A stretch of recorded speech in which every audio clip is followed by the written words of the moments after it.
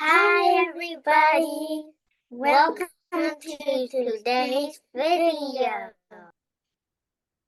Today's video is about, do I really need a lawyer in the tax lien process? To answer that question, we're going to discuss what legal steps are there.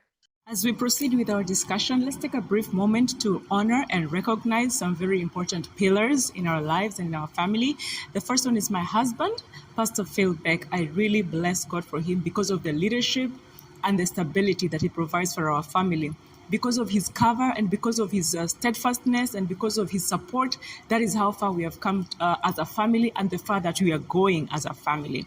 Also, kindly give me this special time to just introduce and celebrate a very special couple in our life. That is Pastor Clint Ross and his lovely wife, Pastor Chantal Ross, or Mommy C, as we call her.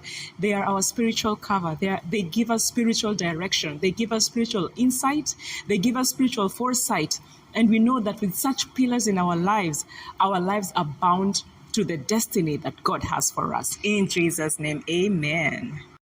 The legal process has 9 steps. As we proceed, we are going to discuss each of the 9 steps, step by step. And as we go along, just try to figure out whether it's something that you would prefer to do on your own, to try and discover it out on your own, or would you rather just have a professional, have a lawyer, have somebody who is versed in the legal system do them for you? Step 1.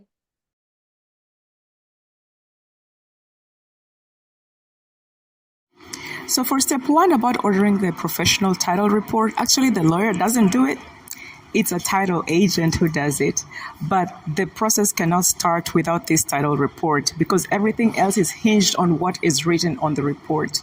So that's the first step. Just make sure you have the title report. Step 2.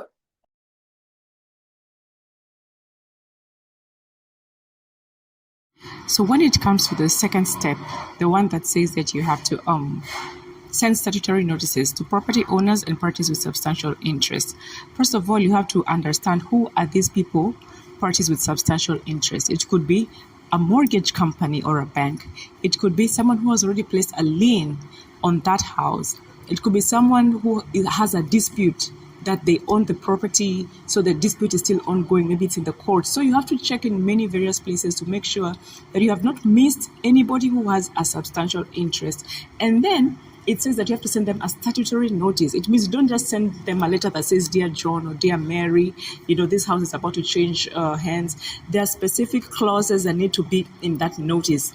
In Lake County, Indiana, it's called a 4.5 notice. So different cities, different states, different counties have a different way of wording this notice, but it has to be statutory, or else it can be kicked out whenever you go to the court. They can kick it out by a technicality saying that your notice was not according to the regulations.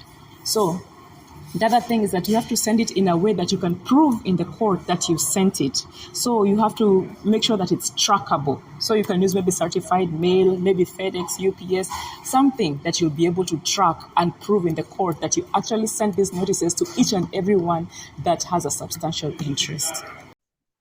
Step 3.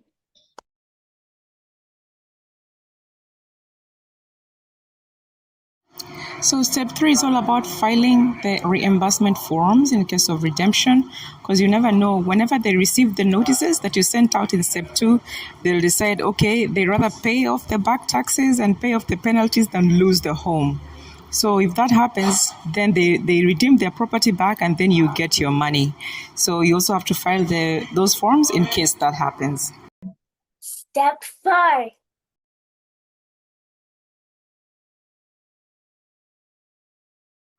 So step 4 is all about direct process servers to post notices on the properties.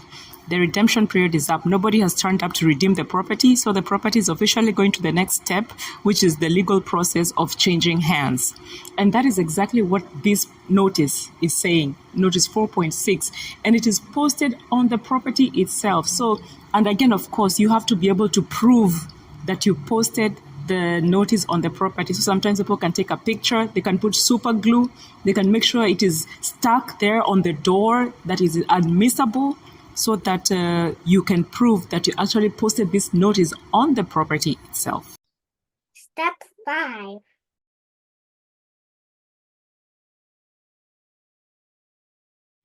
Step 5 is all about responding to calls from property owners and parties with substantial interests. So all throughout this process, you'll get phone calls, maybe from attorneys, you'll get phone calls from people who had put liens, you'll get phone calls or maybe emails or any kind of correspondence from people with substantial interest on this property. Will you know how to handle these queries? Will you know what to tell them? Will you know where to direct them? So this is also a very critical step that you need to understand. Would you rather have this thing done by the lawyer or would you do it by yourself? So whatever you tell them can also be used against you at a court of law. You need to be able to be very versed in this kind of conversations, how you're going to handle them, especially if they did not redeem the property, but they still claim that the property is theirs. You know, anything, any number of things can turn up, and you need to be able to handle it very professionally and within the confines of the law. Step 6.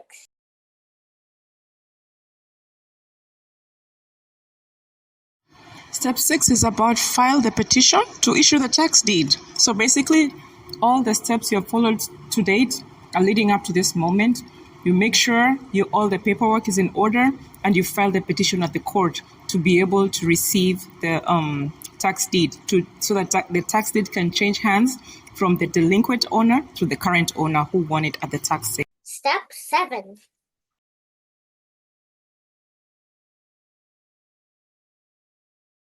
All right, step 7 is whereby the court grants the deed, and of course, the new owner now has to pay subsequent taxes. So finally, your documents have been looked at by the judge. Nobody has filed a complaint or has contested the petition. So the court officially grants new ownership to the new member, to the person who won the lien during the tax sale. And remember, this whole year, the process takes a while. And during this time, also, taxes have been accruing. So the new owner automatically needs to pay up the taxes that have been accruing, being the new owner of this property. Step 8.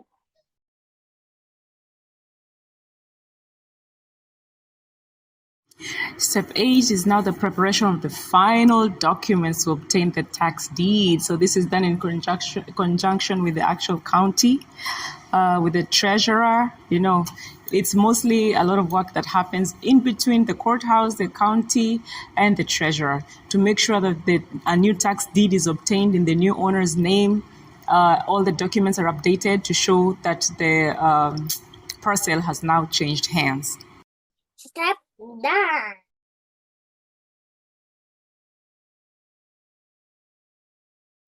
All right, step 9 is all about providing where to send subsequent tax payments and the final documents. So now that the property has changed hands, what is the new address of the new owner of the property?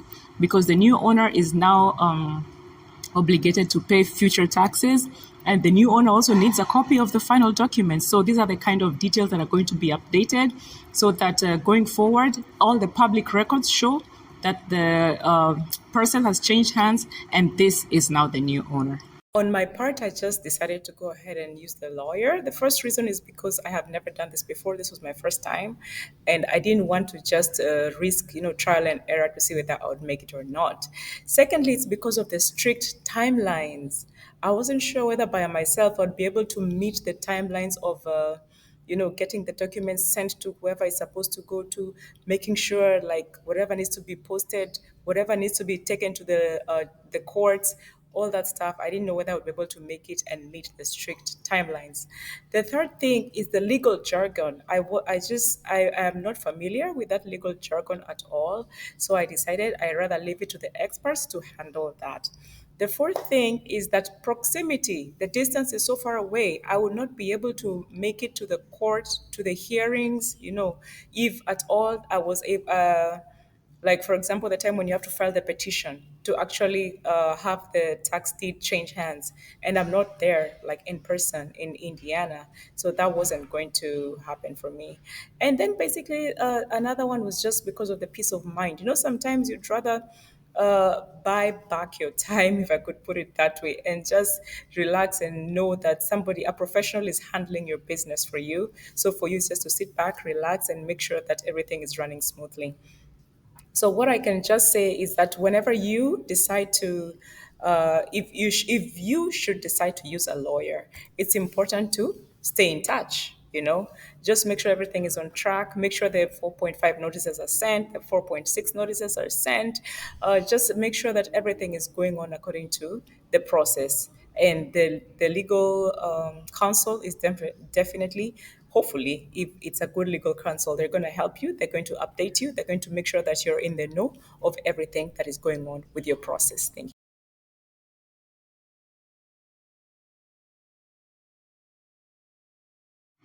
Congratulations, you are now the owner of a redeemed property that you won at the tax lien auction. But the question remains, so now that you have seen all the steps, the legal steps that happen, would you rather try it by yourself, or would you rather go ahead and have a lawyer do it for you? Something else to note in this whole transaction is that if you realize there are 9 steps and anything could go wrong in any of these 9 steps, we have not discussed what could possibly go wrong in every step. Will you have the resources and the capabilities to be able to handle it? Like, for example, in step 1, if when after the title report comes and then you realize that you're not able to access one or more of those interested parties, what are you going to do about it? For example, if you send them notices and then they block your petition of transferring ownership of this property, will you know how to handle that?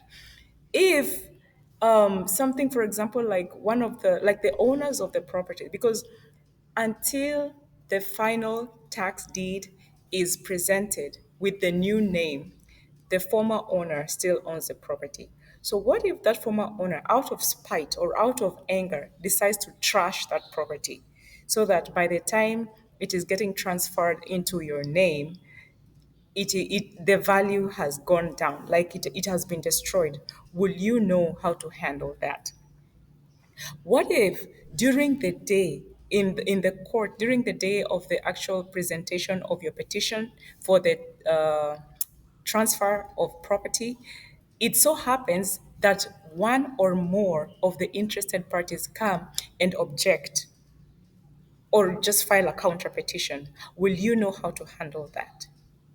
So there's a whole number of things that come into play, that if you are deciding to go it on your own, you have to have the expertise, you have to have knowledge, you have to have the experience, you have to have a wider range of information of what goes where, what is supposed to happen in case of this, what is supposed to happen in case of that, so that at the end of the day, you're not left stranded and then ending up going back to find a lawyer to do some firefighting for you. Because I'm pretty sure that if you do that, they're probably going to charge you more, because they probably have to undo some of the things that you did that might not quite have been the right way, in order to go ahead and correct the errors that have ensued. So if you're a person who has plenty of experience, tons of experience, you know back and forth, in and out of how this happens, you can go ahead and try it and do it by yourself.